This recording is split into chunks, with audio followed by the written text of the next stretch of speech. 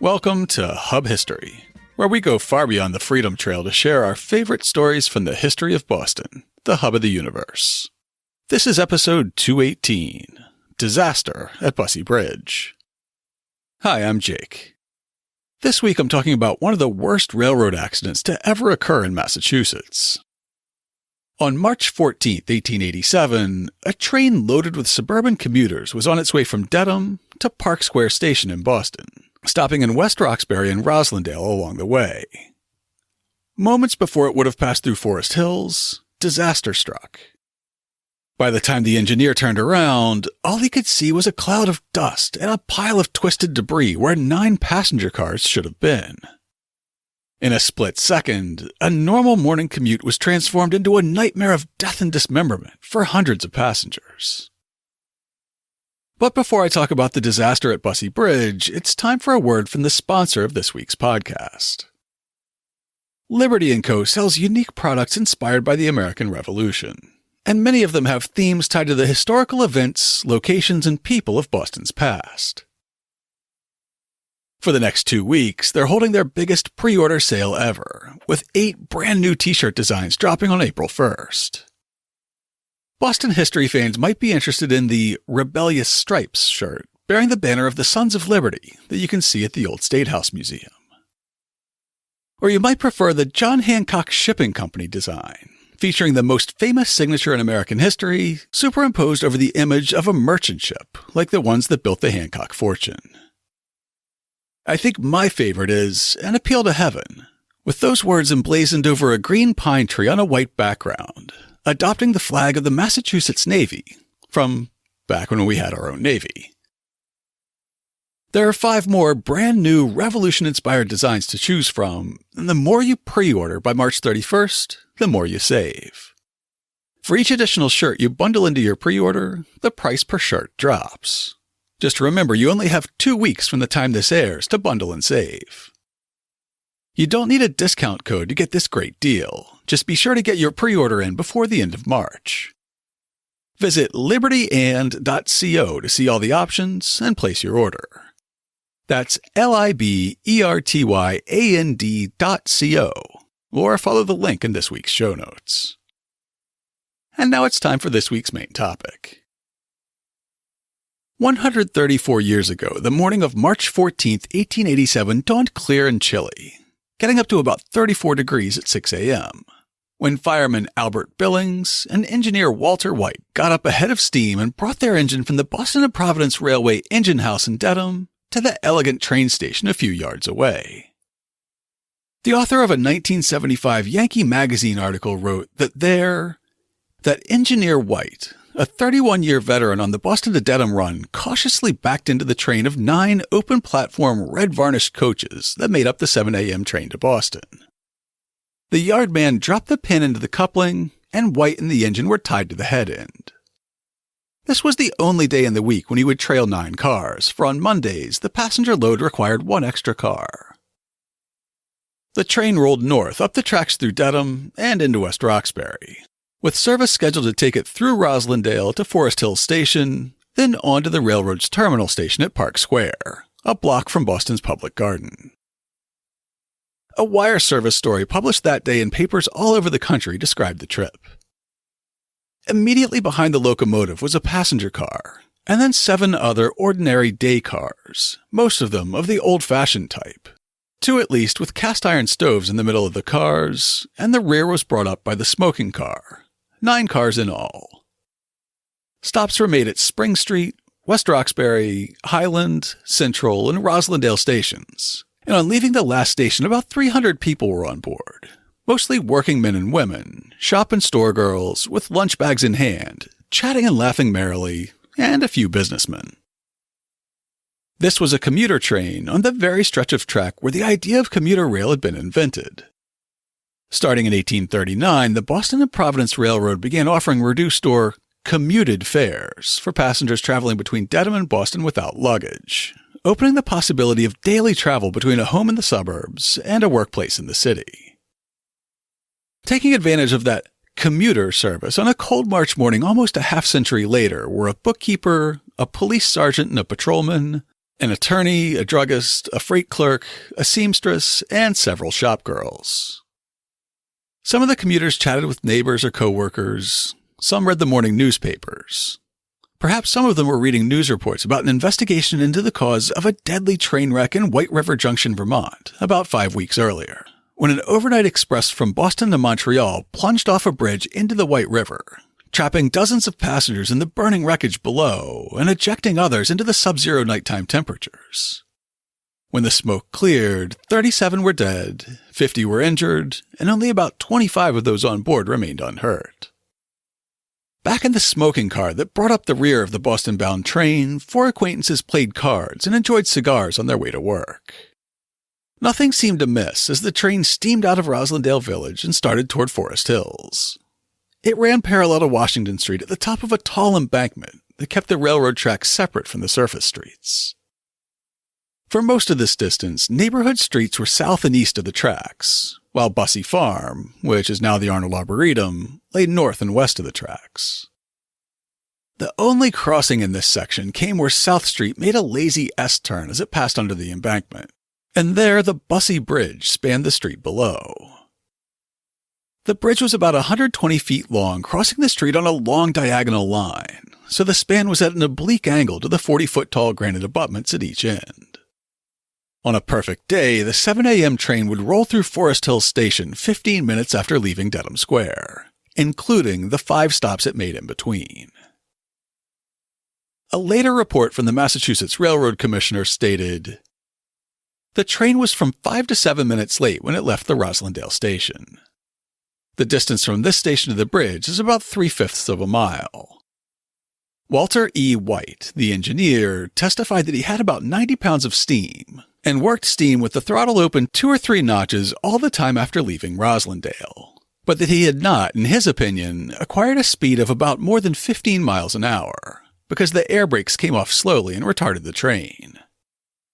The condition of the wreck indicated that the train must have been going considerably faster than the engineer supposed. The experts generally placed the rate at 30 miles an hour or more. The engineer also stated that he believed the speed limit across the bridge to be 12 miles an hour, and his willingness to testify that he was going 15, despite the infraction perhaps leading to severe consequences, earned him a great deal of credibility in the eyes of the commissioners. Luckily for Heisenberg, Walter White, the superintendent of the railroad testified that the speed restriction had been lifted after the bridge was rebuilt in 1876. Neither White nor any of the 300 passengers he carried had any idea that something had gone wrong until the engine reached the far end of Bussey Bridge. The commissioner's report continues, "The engineer testified that when he struck the bridge, everything seemed to be all right, that he did not notice any settling or swinging, but when he came to the Boston end of the bridge, he saw the forward end of the engine come up with a jar, and when the drivers, meaning the engine's 4 driving wheels, came along, there was a shock, that he looked round and saw the forward car was off the track, and that he had broken away from it, and the coupling was broken, and that the car was off the track and going to the east side."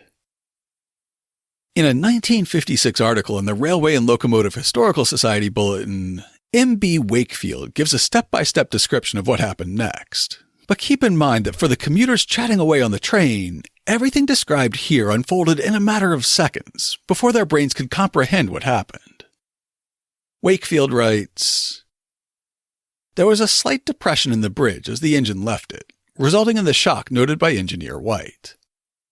This depression had increased when the first car left the bridge, so that as it went up off the bridge, it jumped the track to the east, its rear trucks, or its wheels, being torn from it. The second car dropped still further, receiving a much more severe concussion at the end of the bridge, but the train of 7 cars behind it crashed into its rear and threw it up over the edge of the abutment, displacing both its trucks and leaving them under its rear end. When the second car struck the abutment, the third car was driven against it with such force, that car being just upon the point of leaving the solid part of the bridge at the middle of the truss, that its Miller platform was crushed on top of and into the platform of the second car, and became inextricably entangled with it. This may have saved the third car from going into the street, as it must have formed a very strong and close connection between the two cars, which in turn helped greatly to carry the front end of the third car over the chasm. As it was, this car lost both trucks, its floor systems were almost demolished, and its sides were shattered and loosened at every joint. It was found on the embankment a few feet behind the second car, having lost its front platform, which had finally been torn out and remained entangled with the rear platform of the second car. The fourth car was not able to leap the chasm. It had not, however, fallen so far that its roof did not come up above the line of the abutment. This car was stopped by the abutment, but the roof continued and landed on the embankment. The front end of the body of the car, striking the abutment at an angle of 21 degrees, was crushed in for half its length, and the remainder of the car veered off to the left or west side of the track and fell into the street, landing on its right or east side. The fifth car followed the course of the remnants of the fourth car, struck its rear end, and was telescoped by it for half its length. The sixth car fell diagonally across the street. It was badly broken and twisted, and its top was nearly torn off. The seventh car landed in the street upright and was the least damaged of those which went through the bridge. The eighth car landed in the street behind the seventh car, which was tipped to the east side and was badly shattered. The ninth car, being the combination smoker and baggage car, turned over and landed in the road upside down. Most of the resulting 23 dead, with the exception of a few who were instantly killed, were found in the wreckage of the 4th, 5th, 6th, and 9th cars. A large number of the more than 100 injured were found in these cars also. At the moment the engine began crossing the bridge began crumbling beneath it. Momentum carried the first 3 cars across, heavily damaged, but mostly upright. The rest of the cars smashed into each other, the bridge abutment, and the street below, winding up as a crumpled tangle of twisted steel and splintered wood, described here by the first wire service story to carry news of the disaster to the rest of the country. In the roadway under the bridge, in the open space of 150 feet between abutment and abutment, there were, in an instant, piled up the debris of 6 cars, interwoven almost inextricably with the trusses and girders of the iron bridge, and within and among which the passengers were held fast or writhing in agony, some of them crushed almost beyond recognition of the human shape, and 1 or 2 of them beheaded. To such as had power to move, the means of extrication were made the easier by the completeness of the wreck, for the sides and ends of the cars were mashed out, leaving more or less free egress. But in the 2 cars which struck the abutment, the scene was fearful. The wood and debris was piled up about one of the stoves and was on the very point of setting the wreck on fire when the earliest arrivals at the scene, and those who had already succeeded in extricating themselves unhurt, managed to drag the stove out through the broken walls of the car and deposit it on the roadway. The evening edition of the Boston Globe from the day of the wreck invites the reader to picture what the aftermath must have looked like and how difficult it would make any attempt at rescue. Imagine, if you can, what could be left intact after such a catastrophe. Out of the broken and mutilated windows of the car, before the next was fairly upon it, 3 or 4 girls and a couple of men were hurled. They have dislocated spines and broken limbs. Their heads and faces are cut and bruised and lacerated, but they are yet alive and may survive. When the accident took place, those who were in the suspended cars and who had the strength to do so crawled out through the windows, and amid the din of the crash and the breaking and creaking of the timbers made still more intensified by the wail of the dying and the screeching of those more frightened than injured, they found their way on hands and knees to the street below or to the top of the high stone wall above. That mention of 3 or 4 girls being hurled out the windows of the train as it went off the tracks set the tone for much of the initial reporting. The newspapers made much of the pain and suffering by women and girls, with the Evening Globe continuing, "The majority of the passengers in the cars which plunged to death were women, all young, happy, hopeful creatures, whose tiny satchels with carefully prepared lunches told pathetically as no words possibly can the circumstances of their daily lives." The Globe's fixation with the suffering of women and girls continues with a description of the rescue attempt. The first body reached was that of an unfortunate woman who was pinned down in the car with the face jammed between 2 sills and in a most shocking condition. That she was alive seemed doubtful, Still, the body was moved, when, to the terror of her rescuers, it was found that the head and one arm were severed from the body as though done with a knife. Covered with the rubbish of the wreck, as she lay there, no possible identification of the remains could be made.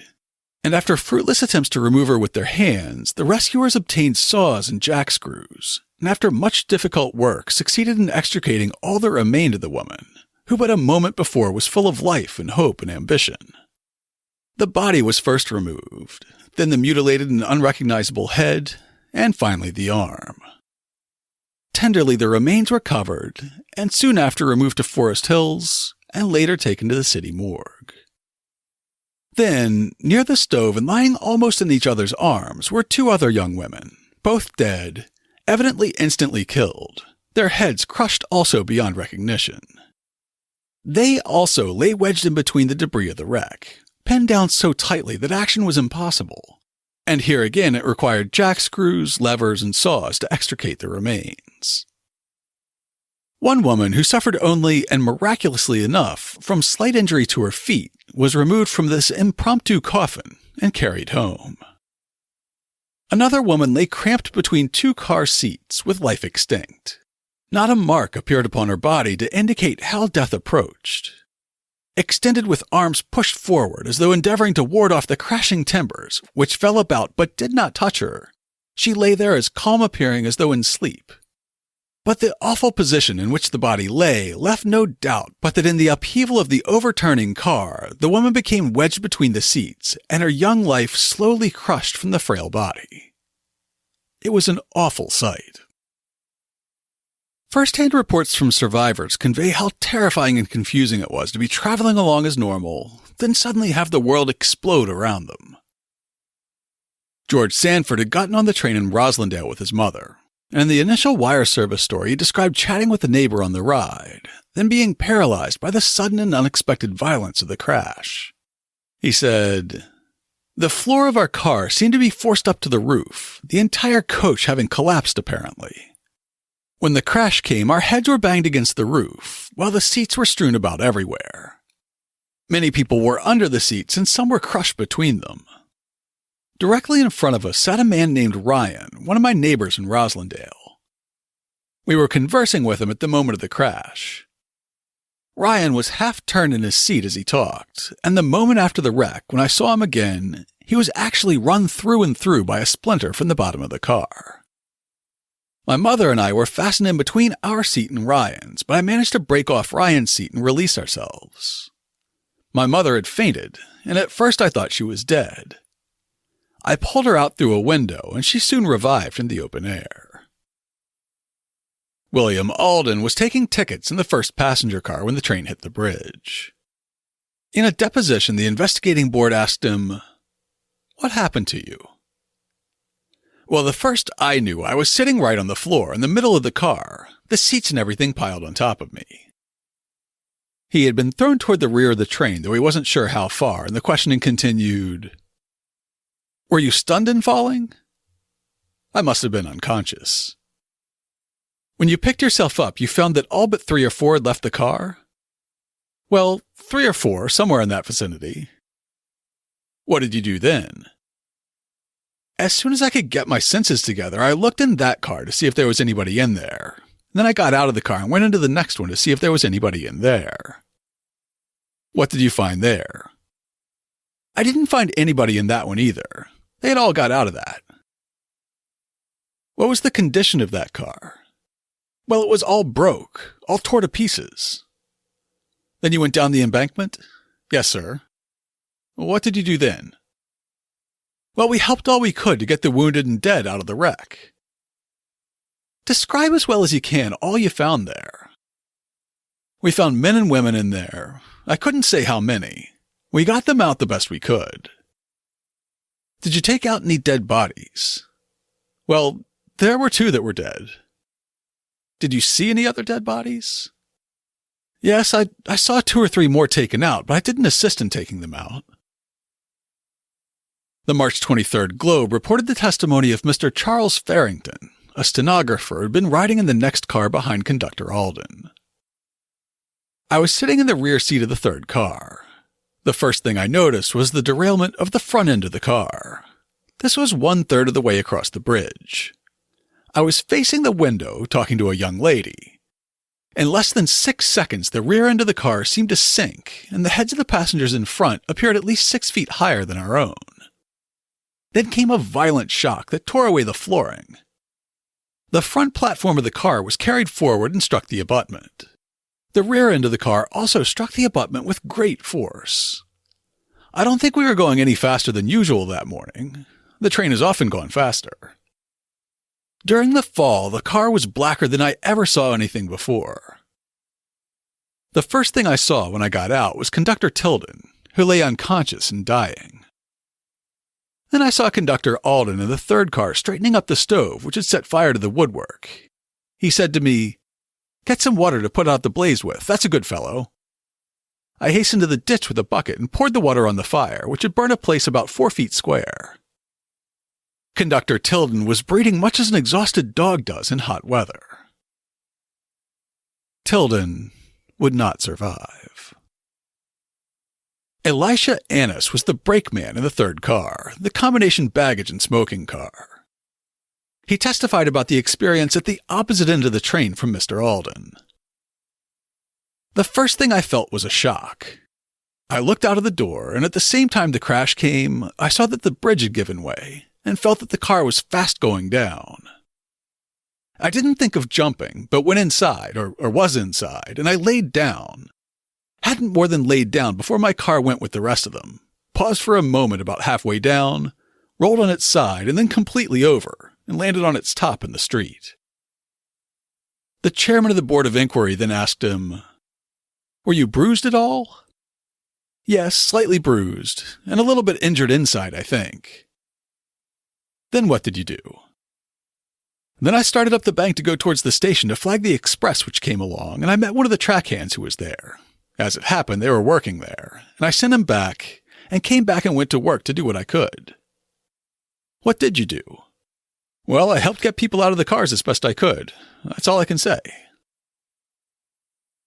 The violence of the first passenger car hitting the stone bridge abutment sheared the trucks, or wheels, off the passenger car, and it broke the coupling that held it to the engine. This left the engine commanded by Walter White rolling down the tracks unharmed, but with no train to pull behind. Wakefield's article describes how the experienced engineer reacted when he realized what happened. Naturally, Engineer White's first impulse was to stop, but instead he reversed his engine when he again looked back to discover the first and second cars were completely off the tracks, and also that a dense cloud of smoke was arising from the abutment, which indicated to him that the cars had gone through the bridge. Mr. White, knowing that he and the firemen could not do much themselves, highballed the engine toward Forest Hills, blowing the whistle constantly to bring the people of the sleepy town from their homes to aid the injured. This quick thinking resulted in the arriving of first aid to the scene sooner than it would have arrived under normal conditions. The primary reason for getting up steam and racing to Forest Hills was the knowledge of another train that was going to Dedham to work on another bridge. Arriving at Forest Hills, Engineer White informed Mr. Worley to align the switch so Mr. Prince's work train could back up to the wreck. Running down to Prince's train, Mr. White bellowed up to the cab to inform him of the disaster, and then directed the station agent to telephone for doctors and ambulances. After Prince had taken his train up to the wreck, Engineer White followed with his. It was due to this wise action of White's that notice of the catastrophe was immediately received at the office of the superintendent of the road. The police and fire departments were subsequently summoned, and physicians and surgeons were secured and promptly taken to the wreck. Neighbors and shopkeepers around the collapsed bridge were the first to respond, digging frantically among the debris with their bare hands, hammering the twisted metal with shoes and rocks to reach the trapped passengers who screamed in fear or pain. They were soon joined by the track-laying crew sent on the train from Forest Hills with engineer Tim Prince. As the news spread, people began pouring into Forest Hills from all directions. Physicians who kept offices in Park Square ran to the adjoining Boston and Providence terminal and took a train directly to the wreck site to begin administering aid. Family and friends of the passengers in Dedham and Roslindale made their way to the wreck by foot and horse cart to search for their loved ones, with the railroad commissioner's report later saying, more than half received injuries of a serious nature. Many of the victims, being residents of Roslindale, were cared for by their friends and relatives. Some were brought to the city, where arrangements were made by the railroad for their reception at hospitals. But as soon as ambulances and other means of conveyance could be obtained, most of the sufferers were taken to their homes. A chemical fire engine came and put out the blazes that were just beginning to spread from the wood stoves that heated each passenger car. And police officers rushed to the scene and attempted to hold back the thousands of people, driven by the more ghoulish human impulses, who streamed into the area to just have a look, as the Globe's initial report continues. With the news of the wreck, there was one grand exodus from the city. Every train brought car after carload of the curious. Each train was doubled in length, and even then there was hardly room for the travelers, while from Forest Hills to the wreck there was one continuous stream of pedestrians coming and going. At the wreck, the relic seekers were in force, and the stream of people that turned homeward must have carried with it the major portion of one of the cars. After a long day of digging, with increasingly better tools as rescue trains carrying heavy equipment and laborers arrived, all the survivors had been freed from the wreckage by lunchtime, and nearly all the bodies and parts of bodies were recovered by sundown. 24 bleeding and broken survivors from Roslindale limped back down the track on foot to make their way home. At the end of the day, 23 people had been killed, and about 115 were injured. The Diary of Dedham's Henry W. Richards records the accident itself in an understated way, but also notes that the railroad would have to divert trains around the broken bridge until a replacement could be constructed. March 14th. One of the worst accidents on the railroad ever known in this vicinity occurred this morning to the train which left Dedham at 7 a.m. Bussey Bridge. All trains must go via Reedville until a new bridge is built. The investigation into the cause of the crash began while the search for survivors was still ongoing. Among the debris pile in South Street were pieces of the bridge itself, and attention soon turned to the metal hangers that attached the iron bridge to the granite abutments. As rescuers were trying to reach the survivors, investigators were also sifting through the wreckage, and when they found the hangers in the street, they were all badly rusted, and many of them had corroded and cracked to the point where they could no longer carry a load. Wakefield's article, drawing heavily from the Railroad Commissioner's report, says, "The testimony of the passengers, employees on the train, and of 2 outside witnesses shows conclusively that the trouble originated on the north half of the bridge. And the evidence as a whole clearly indicates that the original cause of the disaster was the breaking of the hangers at the joint block in the north end of the Hewins Truss. These hangers were found in the street and were examined by several people, including one of the commissioners, on the morning of the accident. They were broken, the upper loops with part of the shank remaining in the joint block, and the lower loops with the remainder of the shank lying nearby. One hanger was broken through the shank, and about 7/8 of this break was old. In the other hanger, the lower loop was broken on the side, at its junction with the shank. At the shank, there were indications of an old break through about 1/8 of the sectional area. The hangers should have been die-forged. However, they were loop-welded, and the weldings were imperfect. The hangers held up the floor beams. When the floor beams fell, the floor system would fall.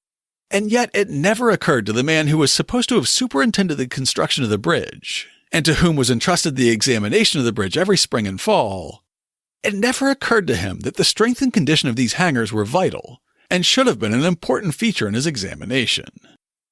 Moreover, he did not know how the hangers were made, his suppositions in regard to their size and shape were incorrect, and he did not have, nor did the road have, any drawings showing their construction and dimensions.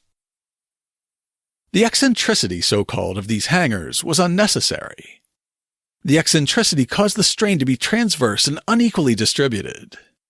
In consequence thereof, the hangers were for their work in the bridge not nearly as strong as the same amount of material would have been had they been properly designed. Portions of them, without making any allowances for the jar of the train, were subjected by each passing engine to strains approaching, if not in excess of, the elastic limit. The margins of strength, if any, was so small as to be inconsistent with safety. Iron will surely break if repeatedly subjected to a load which strains it materially beyond its elastic limit. The hangers have been breaking for some time, with the net result that on the morning of the accident there was little more than the equivalent of one hanger left. In short, the hangers were unfit for their work. It seems very probable that the Hewins Truss stood up until the cast iron joint block in which the broken hangers were located was struck by the fourth or fifth car. This blow knocked out laterally the block, and the two adjoining members in the truss fell to pieces, carrying with it the ill-fated Dedham branch local, with its cargo of early morning commuters. The Massachusetts Board of Railroad Commissioners launched an immediate investigation into the bridge failure. The Boston and Providence Railroad had never had a fatal accident since the first section of tracks opened 53 years earlier.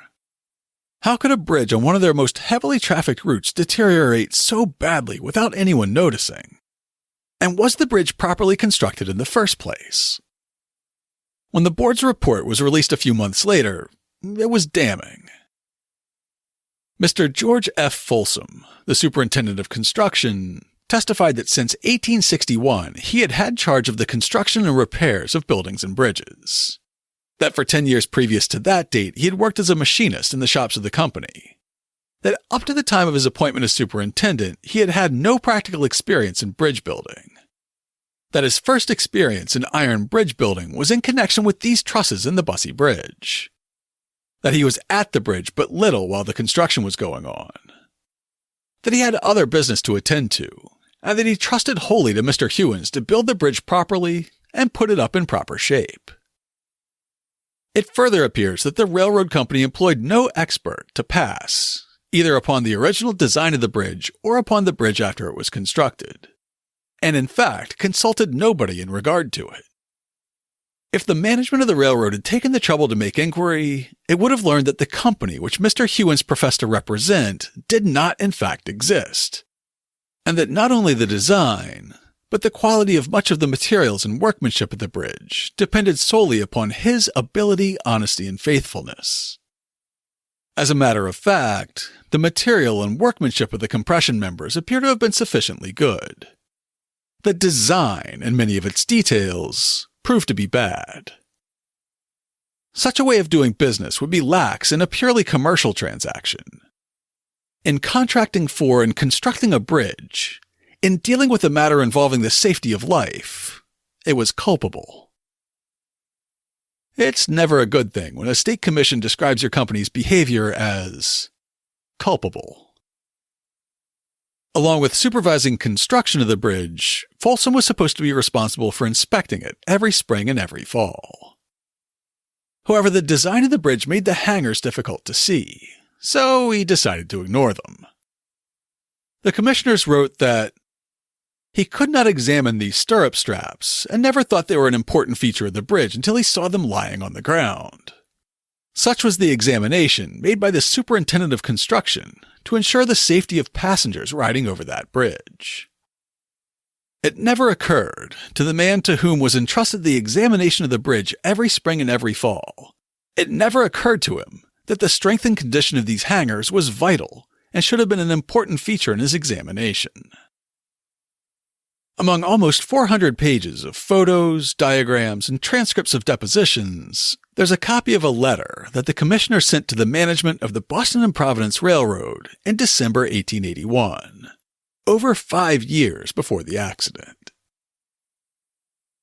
West Roxbury Bridge over the highway, near Bussey Farms. The superstructure of this bridge is an oddity among bridges. If it has never been tested under a given load, the commissioners suggest whether it would not be wise and prudent to test it now, and perhaps at stated intervals hereafter, shorter or longer, a year or more, according to the behavior of the bridge under load. The test to consist of putting on a load somewhat heavier than the bridge is ever called upon to bear in the course of your business, noting the load put on, the deflection taken by the bridge under the load, and the amount of recovery after the load is removed, noting also its lateral stiffness and strength. A series of such records would show conclusively whether or not the bridge tested was maintaining its strength and safety. The commission found that the railroad had conducted at least one test after that letter was sent, but the results were never submitted to the state, and the suggested follow-up tests to confirm the bridge's resiliency were never performed. In an article about railroad bridges before 1900 for the Railroad History Journal, Mark Aldrich concluded that the railroad's negligence went beyond the failure of the bridge hangars. While the hangars caused the bridge to fail, as the news and the official investigation pointed out, the disaster also revealed a potpourri of defective management and operating practices.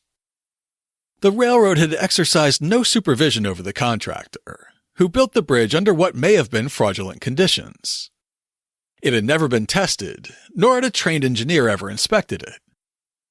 Moreover, the train that broke through was equipped with old-style Westinghouse straight air brakes that lost pressure when the train parted. These had been obsolete since 1874, when Westinghouse introduced an automatic brake that applied the brakes in such a situation. It was estimated that the train was traveling no more than 25 miles an hour when the bridge broke. Assuming standard braking efficiency, the editor calculated that with automatic brakes, the train would have stopped before the last 3 cars went over the edge, while those that preceded would have settled with the truss rather than crashing into the abutment, therefore causing many fewer casualties. So trains that lacked the latest safety equipment and didn't carry enough crew were running over a bridge that had been designed by a charlatan, built of faulty materials, and never properly tested or inspected. The Board of Railroad Commissioners laid blame for the worst railroad accident in Massachusetts history up to that point squarely at the feet of the Boston and Providence Railroad's management, writing as part of their conclusion that a preventable accident is a crime. The lawsuits would drag on for years and cost the company a fortune. By August of 1888, news about the Bussey Bridge cases had long since fallen off the front pages. On August 2nd, the Globe carried a story on page 8 saying that the Bussey Bridge disaster had cost the Boston and Providence Railroad around $1 million, which would be about $29 million today. It is stated that the largest sum paid any one of the injured was $25,000, and that the whole cost to the company was about around $1 million. The bills of physicians paid by the company being about $100,000, one of the profession receiving $5,000 for his services. It is also stated that the fees of Winslow Warren, who had charge of the cases for the company, exceeded $50,000. The company's lawyer must have done a respectable job because the equivalent of $29 million seems like a small price to pay for 23 deaths and over 100 serious injuries caused by a giant corporation's extreme negligence. A profile of attorney Winslow Warren, written by William V. Kellen in 1931, focuses on his work sorting out the Bussey Bridge case and that newsworthy $50,000 fee. The most important event in his legal career came to him from his appointment as clerk of the Boston and Providence Railroad Company through Charles H. Warren, the president, his father's brother. This office secured for him from time to time considerable practice in the way of real estate matters and the varied railroad litigation. In March 1887 occurred the Bussey Bridge disaster on the Dedham branch of that railroad. Through the giving way of a bridge over a street near Roslindale and the consequent wrecking of an early morning train crowded with commuters, several passengers were killed and hundreds were more or less seriously hurt, or their belongings damaged. The railroad company, with good sense and judgment, having little to expect from the hands of juries in these circumstances, turned over to Mr. Warren the settlement of all these cases, thus tacitly admitting liability.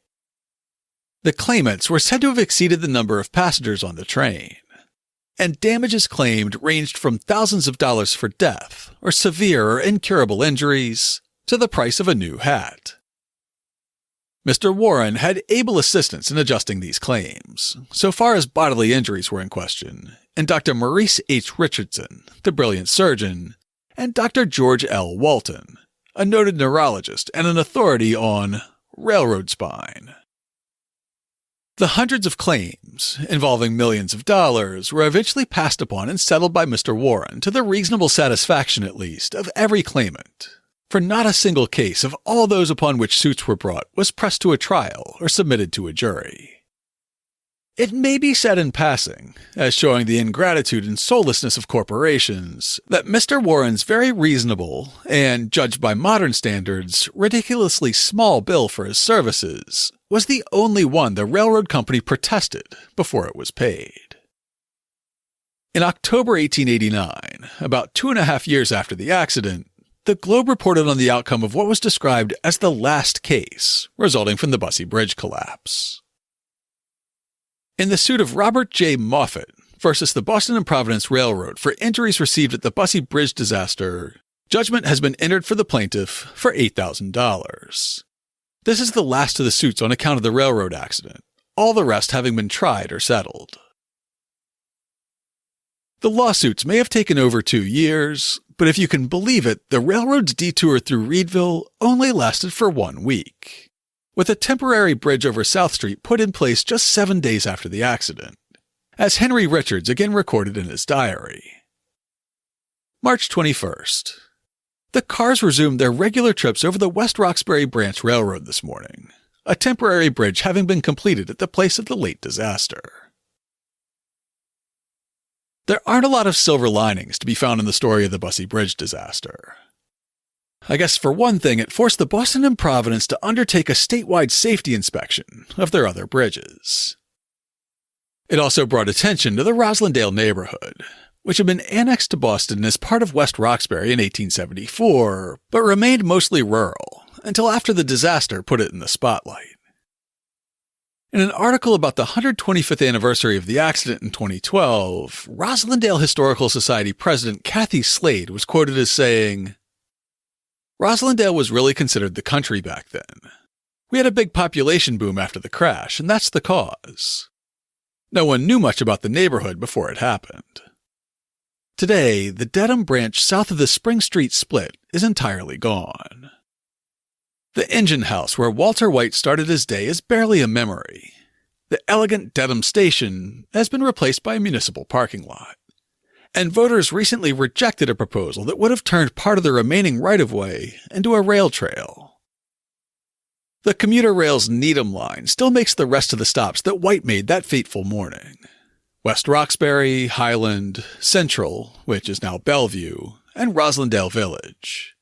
But when the tracks cross South Street on the way to Forest Hills, they're carried by a massive granite archway, instead of an incompetently designed iron span." To learn more about the Bussey Bridge disaster, check out this week's show notes at hubhistory.com/218. I'll have links to news stories about the wreck from the Boston Globe and newspapers around the country. I'll also link to the indispensable Railroad Commissioner's Report and all the articles I quoted from in the show. Before I let you go, I have some listener feedback to share. First up is an email from Eric, a newish Patreon sponsor. When I saw that his address was in Michigan, I asked how he came to listen to Hub History, and he responded, "You asked how I came to find Hub History, being from Traverse City, Michigan. It was the result of a trip to Boston to see 3 Red Sox games in 2018.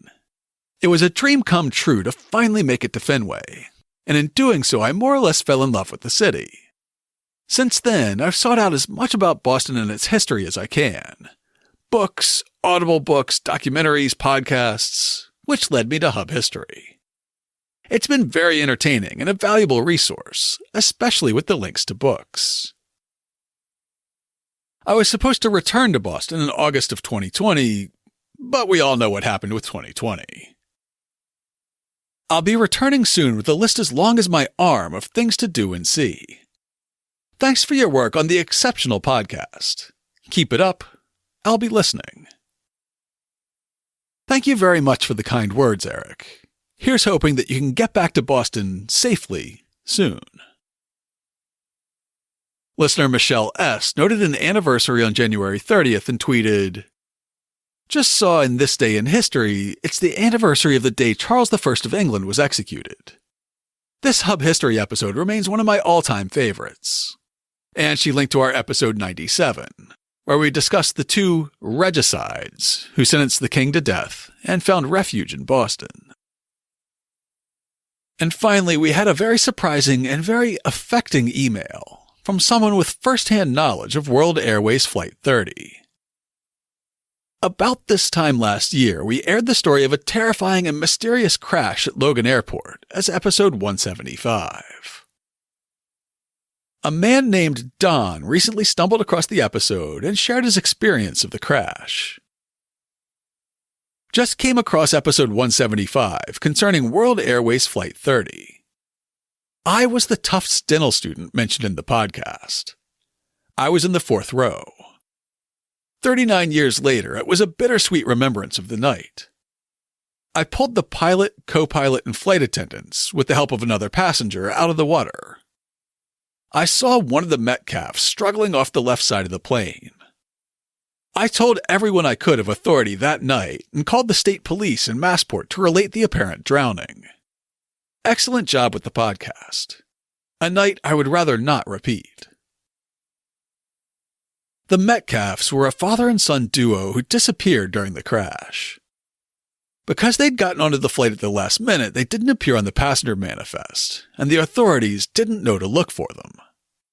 Despite, it turns out, having been notified by Don and several other witnesses. Their bodies were never found. I never thought I'd get an email like that one.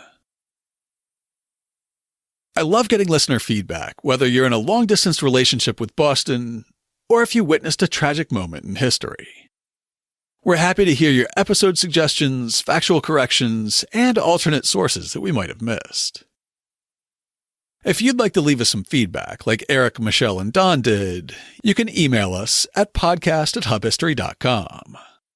We're Hub History on Twitter, Facebook, and Instagram.